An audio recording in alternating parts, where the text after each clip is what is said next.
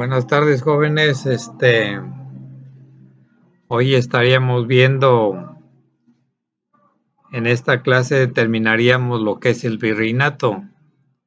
Entonces estaríamos viendo la evidencia 11, que consiste en la propiedad de la tierra. Estaríamos viendo la 12, que consiste en la educación y la cultura. Y terminaríamos con la evidencia 13, que sería la crisis del orden colonial. Miren, primeramente vamos a ver el evidencia 11, que tiene como título la propiedad de la tierra durante el virreinato. Primeramente vamos a explicar de que los españoles, pues primeramente repartieron toda la riqueza material, es decir, todo lo que encontraban como el oro, el oro fue principalmente, ¿no? Era lo que más tenía valor para ellos. Entonces los conquistadores, todo el botín que habían acumulado del oro, pues se lo repartieron, pero no quedaron satisfechos. Entonces al acabarse el oro, pues ya no había que repartir y todos los españoles pues vieron la manera de cómo cobrar sus servicios que le habían prestado a la corona española. Y entonces la corona española, para poder satisfacer las necesidades de los conquistadores, pues no hubo más que echar mano a la tierra. Entonces, vamos a ver de que comienza el reparto de la tierra, comienza a surgir lo que es la propiedad privada, ya hay propiedad, ya hay dueños de la tierra. También pues vamos a encontrar propiedad comunal, ¿no? De donde los indígenas seguían siendo dueños de pequeñas propiedades para poderse sostener ellos. Hagan de cuenta un pueblo, pues tenía que tener tierras para poderse sostener. Primeramente vamos a ver la primera propiedad de la tierra, que lleva como título la merced real, la merced real. Entonces, la merced real consiste en que la corona española, para pagar los servicios a los conquistadores, les da tierra, es decir, les dona tierra para que ellos la comiencen a utilizar en el trabajo y la exploten. Entonces, esa es la merced real, volvemos a repetir, es una propiedad otorgada por la corona española a los conquistadores o españoles para pagarles sus servicios que habían realizado durante la conquista. Esa es la merced real. Vamos a tener otro tipo de propiedad de la tierra, que se llama composiciones. La corona española, en este periodo del virreinato, al final del virreinato, tuvo varias guerras, tenía varias guerras con Francia, con Inglaterra, ¿sí? Peleándose los mercados, peleándose la conquista de nuevos territorios. Ante esta situación, la corona española necesitaba recursos, necesitaba dinero para poder luchar contra Francia o Inglaterra en las guerras. Entonces, ante esta situación, la corona española, para obtener recursos económicos, pues tuvo que echar mano de la tierra. Toda aquella tierra que no tenía título de propiedad, la recogía la corona española y esta tierra la vendía. Entonces, esa es la composición. La composición consiste, es una tierra que la corona española le vendía a los españoles para obtener recursos para financiar las guerras que tenía. La otra forma de propiedad es la encomienda. Entonces, la corona española, al ver cómo vamos a hacerle para cristianizar a la gente, es decir, cómo le vamos a hacer para que los colonos que vienen se radiquen aquí en la Nueva España, es decir, para motivar a los españoles para que pues quedaran radicados en estas tierras. Toda la corona española, para poder llevar a cabo la evangelización de estas tierras, se vio obligada a otorgar tierra, ¿sí?, a los españoles, pero siempre y cuando estos españoles se comprometieran a evangelizar a los indígenas. Entonces, esta es la tierra que recibe el nombre de encomienda. Es una tierra otorgada por la corona española a los españoles para que lleven a cabo la cristianización de la gente, es decir, que los haga cristianos, les enseñen la religión católica. Luego tenemos la propiedad comunal, como les decía al principio. Los indígenas en algunos pequeños poblados siguieron conservando sus propiedades, ¿sí? Hagan de cuenta, eran poblaciones que tenían 3,000, 4,000 habitantes. Toda la riqueza, toda la tierra, ¿sí? Entonces la gente de esta comunidad sembraban tierra, pero era comunal. Es decir, esta tierra no se podía vender ni regalar, sino que le pertenecía al pueblo. Entonces los indígenas trabajaban la tierra, ¿sí? Y todo el producto que se obtenía, este producto era vendido y la riqueza que se obtenía de la venta se lo repartían entre todo el pueblo, ¿sí? Hagan de cuenta la leña, que se vendía leña, todo lo que se obtenía de la venta de la leña, pues se repartía entre el pueblo, es decir, así vivían las comunidades, ¿sí? Eran comunidades indígenas, ¿sí? Y esta tierra que le pertenecía a las comunidades indígenas recibe el nombre de propiedad comunal. Era una tierra que no se podía vender, ni regalar, ¿sí?, ni alquilar. Entonces era una propiedad que estaba en manos de los indígenas para que de ahí, ¿sí?, obtuvieran algunos recursos para poderse sostener. Tenemos lo que ya va a ser la propiedad privada. Dentro de la propiedad privada vamos a encontrar primeramente lo que son las haciendas. Hoy en la actualidad nosotros decíamos de que una hacienda es toda una propiedad que tiene más de 100 hectáreas de tierra. Eso se le llama hacienda. Entonces, en la Nueva España comienzan a aparecer propietarios de grandes extensiones de tierra, ¿sí? Y esta tierra era trabajada con la finalidad de producir productos, ¿sí?, para la venta, es decir, para satisfacer las necesidades de la población, ¿sí? Entonces la hacienda ya tenía un dueño y esta tierra, ¿sí?, era utilizada para producir, ¿sí?, para producir productos que venían a satisfacer al mercado, es decir, eran dedicados, estos productos eran llevados al mercado para su venta, para satisfacer las necesidades de la población. Y esta propiedad recibe el nombre de hacienda. Luego tenemos otro tipo de propiedad privada. Esta propiedad le pertenecía a la iglesia, ¿sí? ¿Se acuerdan cuando vimos el primer semestre que les decíamos de cómo la iglesia fue acumulando tierra en Guerrero? Todos los españoles que despojaban de la tierra a los indígenas, los indígenas iban a la Ciudad de México a quejarse para recuperar sus tierras. Entonces los españoles, para poderse, que no les quitaran esa tierra, se la vendían a la iglesia, ¿sí?, para evitarse problemas jurídicos. Toda la iglesia fue acumulando grandes cantidades de tierra, ¿sí? Llegó el momento en que la iglesia era la dueña de la mitad de la tierra en México. ¿Qué hacía la iglesia con estas tierras? Eran tierras dedicadas a la producción ganadera y a la producción agrícola, ¿sí? Entonces ellos ocupaban trabajadores y todos estos recursos pues se pasaban a manos de la iglesia. Toda la iglesia tenía su propiedad, ¿sí?, pero ya era una propiedad privada, estaba en manos de la iglesia.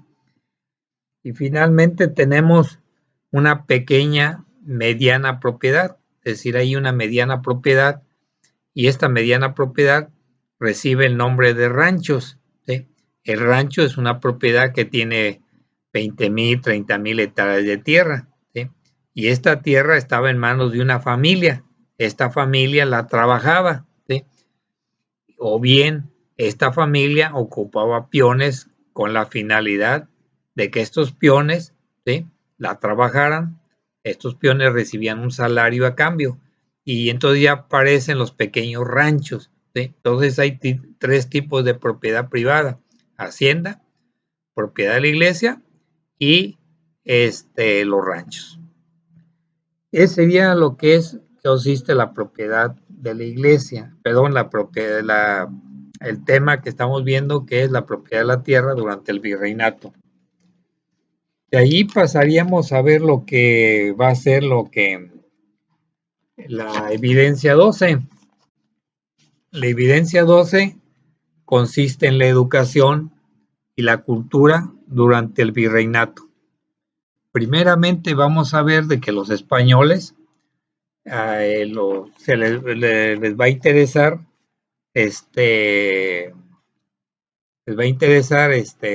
dar educación. ¿Dar educación para qué? Pues ellos creían que a través de la educación, ellos lo veían como un arma para poder controlar a los indígenas y además para poderlos evangelizar. Entonces ellos empiezan a impulsar a la educación con esa finalidad. Ellos la veían como un vehículo para evangelizar. Y entonces la educación y la cultura comienza a desarrollarse en la Nueva España, ¿sí? Esto comienza a darse a partir de 1531. ¿Por qué en 1531? Porque en 1531 llega la primera imprenta a México, y al llegar la imprenta a México, los españoles comienzan a utilizar la imprenta para poder hacer libros, ¿sí? Y al hacer libros, pues comienza a irse difundiendo lo que va a ser la cultura.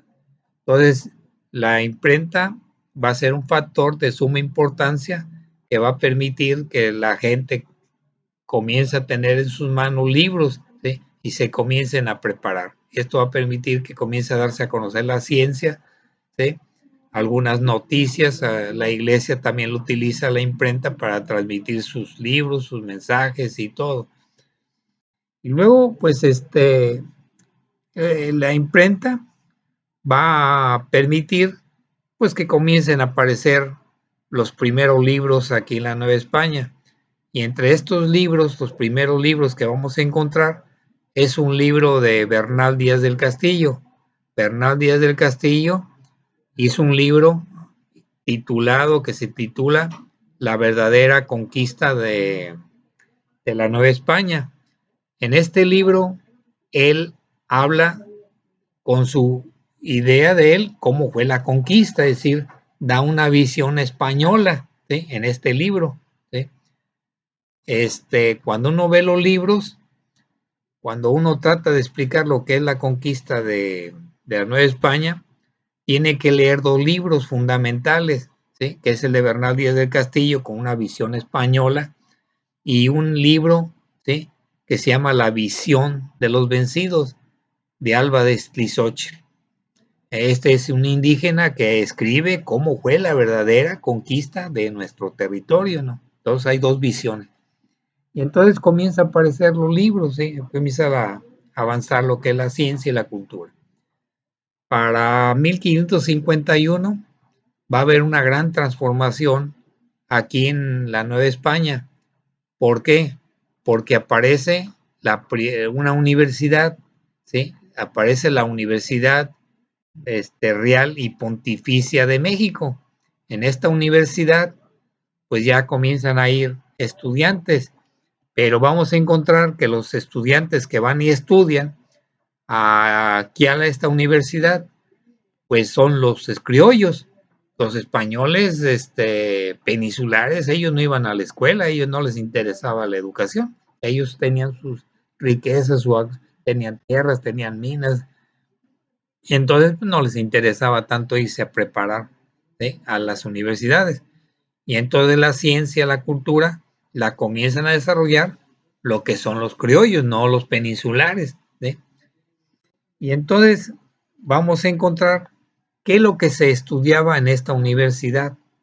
Primeramente vamos a encontrar que en esta universidad pues se estudiaba medicina, se estudiaba derecho, se estudiaba cirugía, ¿sí? Es decir, ya la gente comenzaba a hacer cirugías.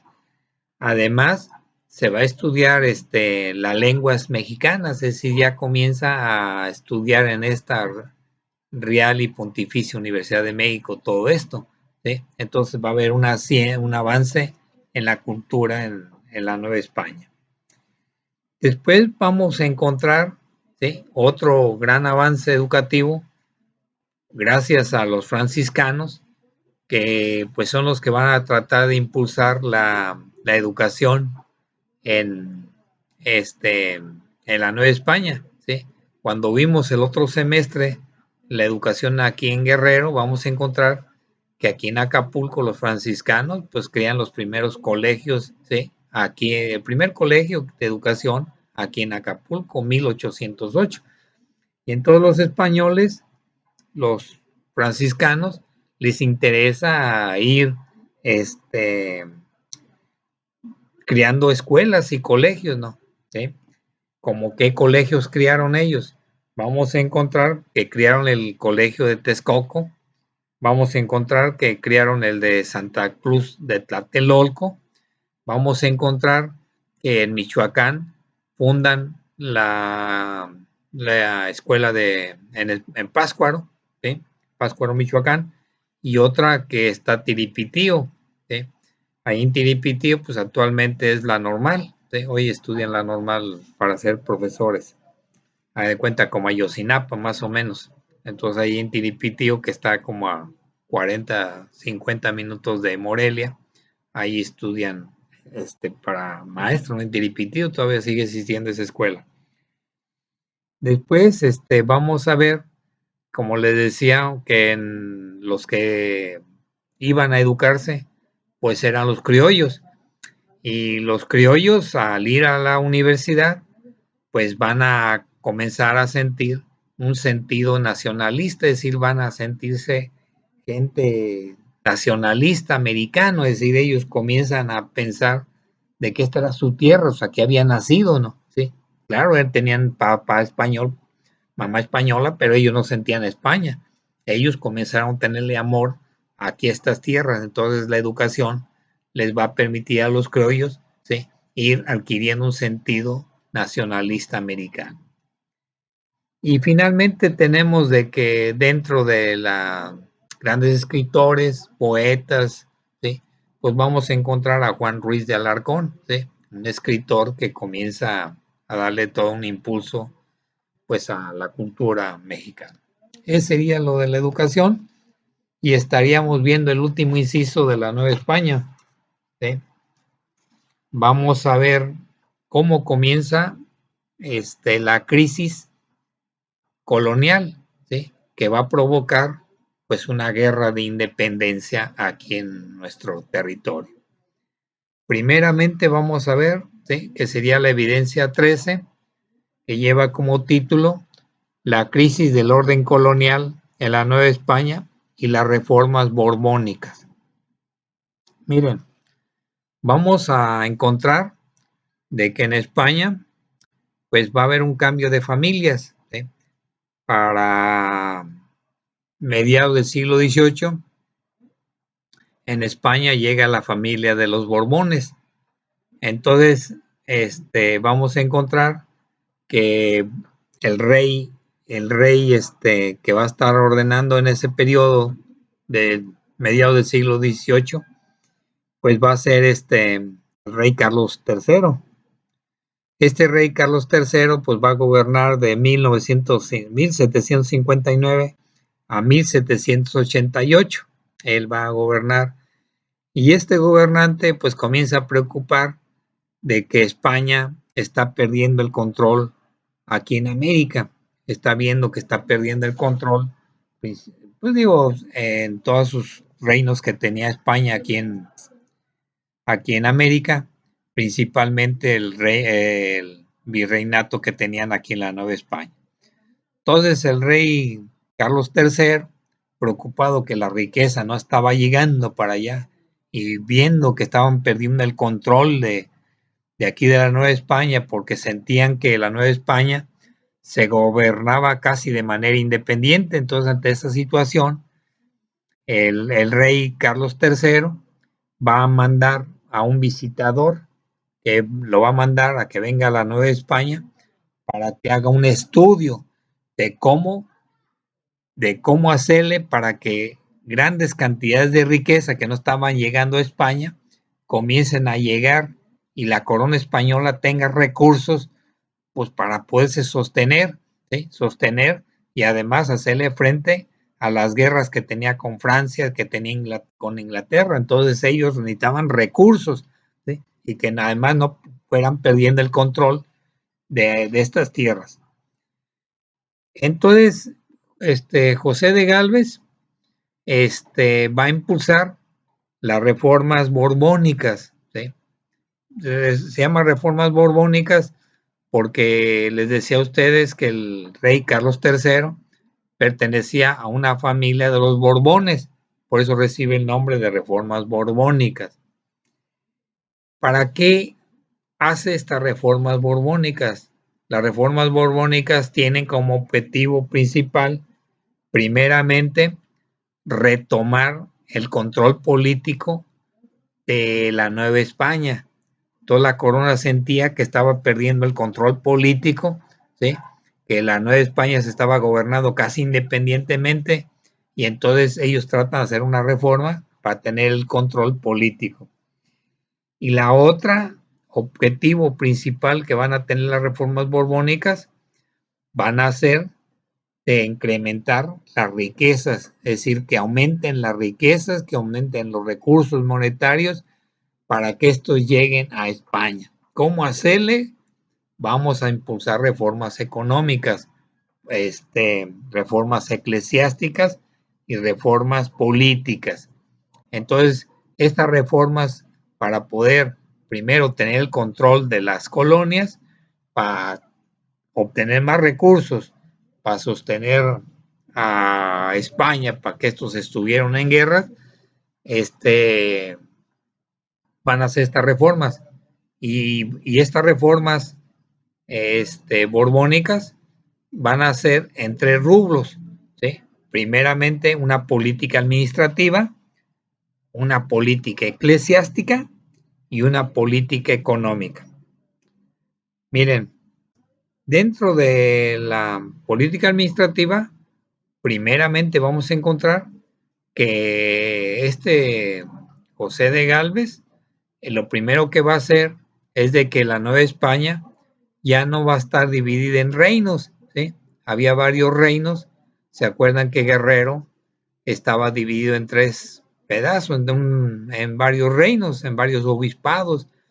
Y entonces este señor José de Galvez lo primero que va a proponer es hacer las intendencias. Propone de que ahora la división política de la Nueva España va a ser las intendencias.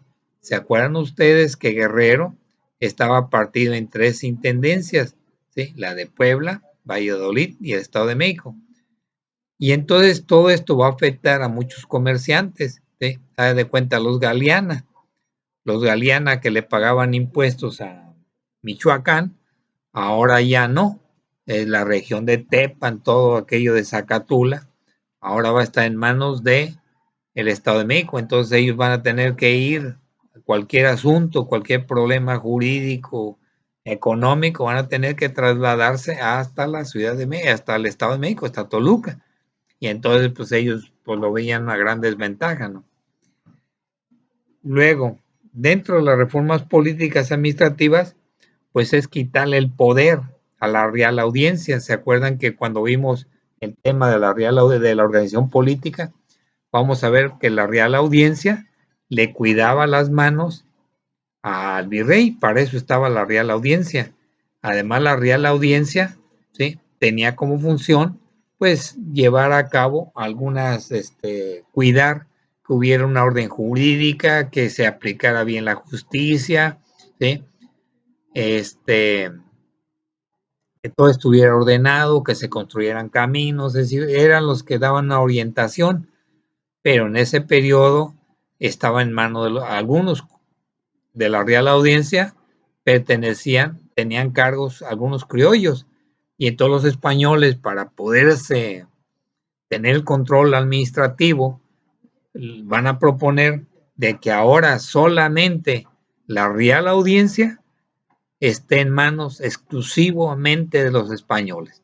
Ya los criollos los van a desechar, ya no van a poder tener cargo en la Real Audiencia. Todos los españoles van a tener el control absoluto de la Real Audiencia. Esa ya es la política administrativa.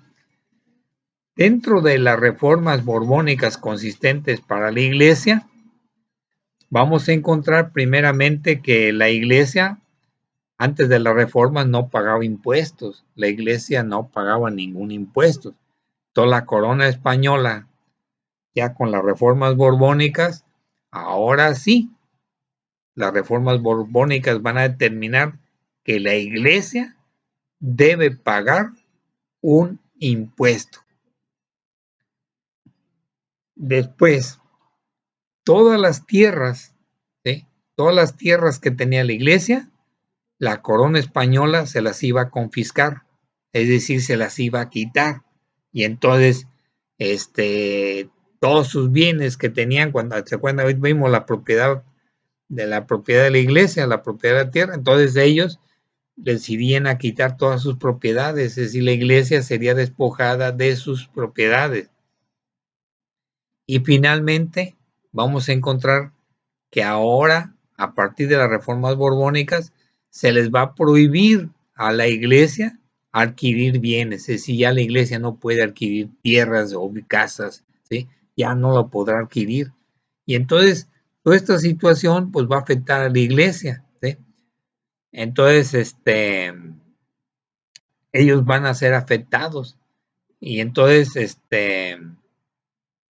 vamos a encontrar, por eso vamos a encontrar que en la guerra de independencia, en la lucha va a ser encabezada principalmente por puros sacerdotes. Dentro de la Revolución de Independencia van a participar más de 500 sacerdotes. Entonces los sacerdotes pues veían que sus intereses estaban siendo afectados con las reformas borbónicas, ¿sí? Se acuerdan que también vimos que los galeanos eran afectados.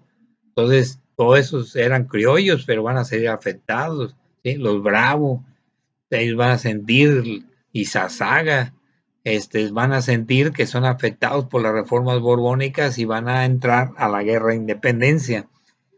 Y después tenemos cómo impactó las reformas borbónicas en lo económico.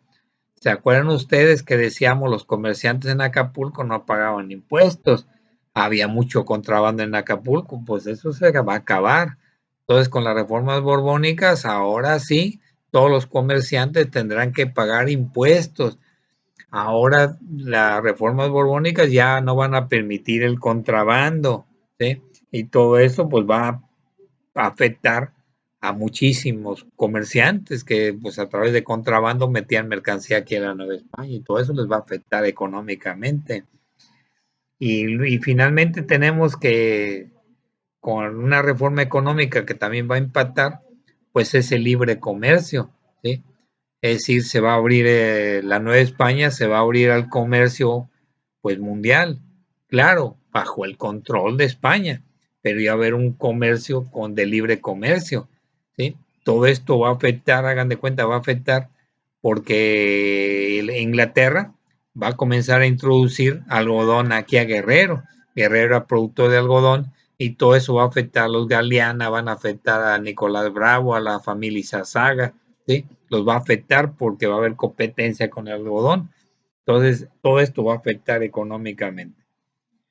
Y finalmente tendríamos que, a partir de las reformas económicas, de las reformas borbónicas, toda la economía de la Nueva España estaría controlada por el Estado español. Y aquí terminaríamos. Y hasta aquí estaría el primer bloque, ¿no? ¿sí? Ya se les mandó avisar de que para el 10 de marzo, pues hasta ahí tendrían que entregar para dar una primera evaluación, jóvenes, ¿sí? Hasta ahí sería la primera calificación. Pues les agradecemos y tengan buenas tardes, compañeros.